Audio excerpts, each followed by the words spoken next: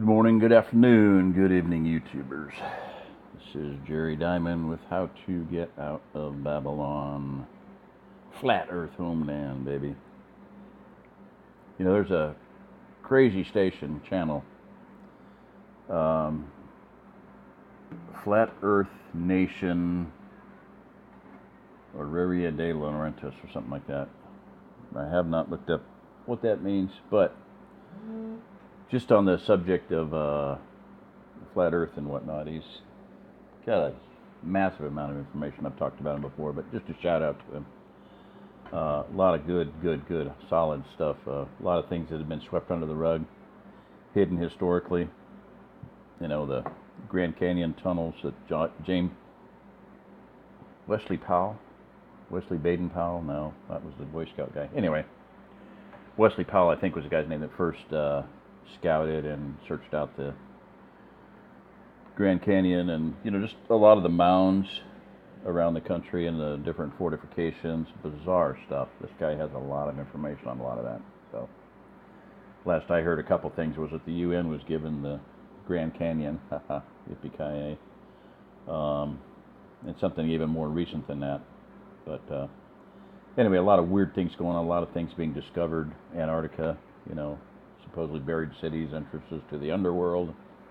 Gee, you think? Yeah, so anyway, just a shout out to him. So, Flat Earth Nation.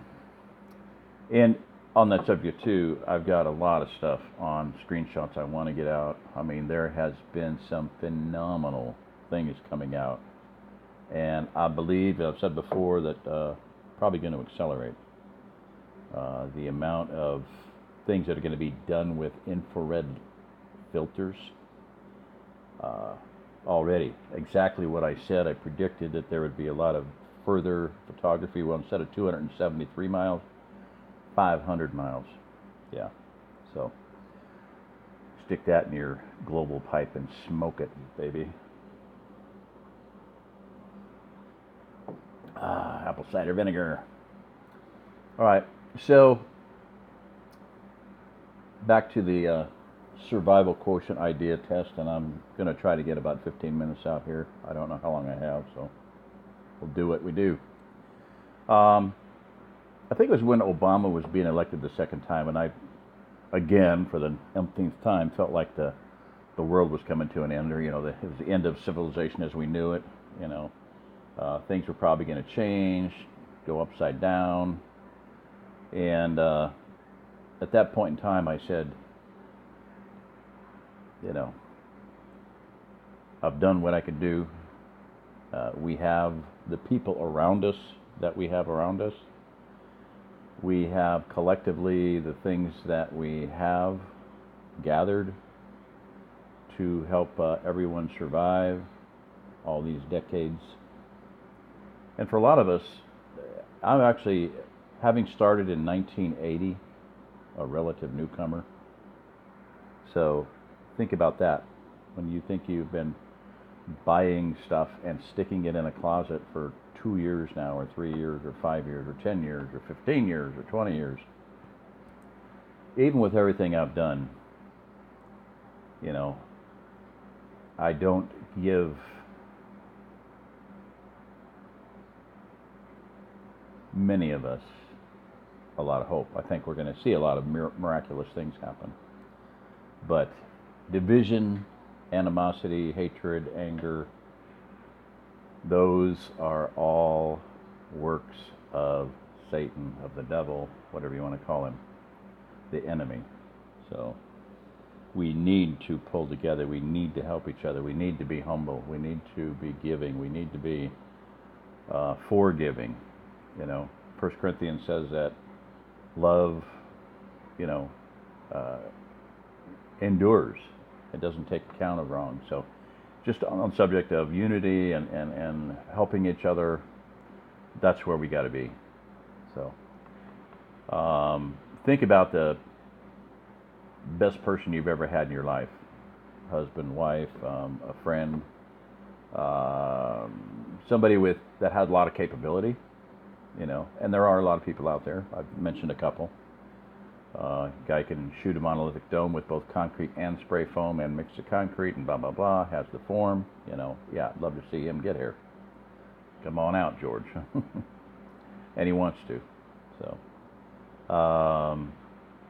in my case, I've been collecting things. And I don't tell everybody. I don't make a list of everything. It's not wise.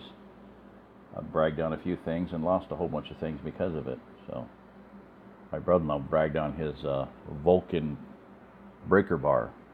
Better than anything he's ever had. Well, somebody stole it out of his locker. So you kind of try to beat that into your head. Don't brag about your guns. Don't brag about this, and don't brag about that, because people have ears. You're in a cornfield. Remember, you're always in a cornfield. There's ears everywhere.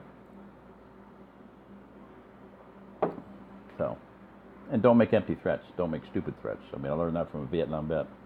I never threaten anybody. Yeah. Good. It's a wise thing to practice, because you threaten somebody, you say, "Hey, I'll track you down and kill you, hunt you down and kill you." Well, you just threaten somebody's life, So, empty threats are dumb. Empty or not, even if you have the full capability to do something, it's not a wise thing to do. So, anyway. And the other thing is, I'm pretty sure this guy didn't threaten anybody. He just did what he wanted to do. If he had a list, he had a list of people. Shit hit the fan. There's like 5, 10 going to be dead people real quick. So, anyway, and that's true of virtually every ex-military person. Just understand that. And I'm talking about good people, even not bad people, the good people. So, I was going to say something earlier. I'm going to go ahead and throw this out here. People talk about, being lone wolf, there's this thing out there, that the gray man, and it's a good concept. I've always, for decades, when we go to thrift stores, I would always buy bland clothes, something that would blend in, always thinking camouflage. But camouflage in the city is a basketball and sweats and Nike. Well, not Nikes anymore. Burn your Nikes. Yeah, Colin Kaepernick, Nike picked him for their poster boy. Oh, geez, come on. Wow. What were they thinking? Their stock just trash went, they lost, I think, a couple $1 billion in trade just because of that. I gotta go flip a burger here.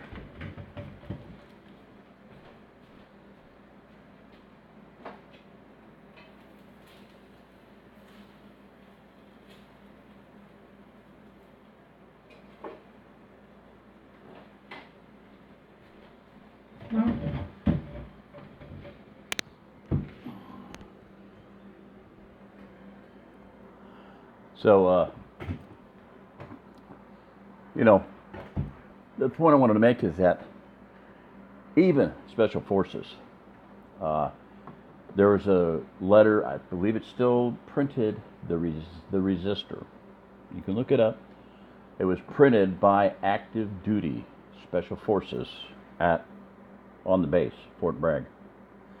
And this goes back to 1994-ish, probably before the Oklahoma City incident. But those guys had as their philosophy, I gotta kill it here. Sorry, I'll pick up with that.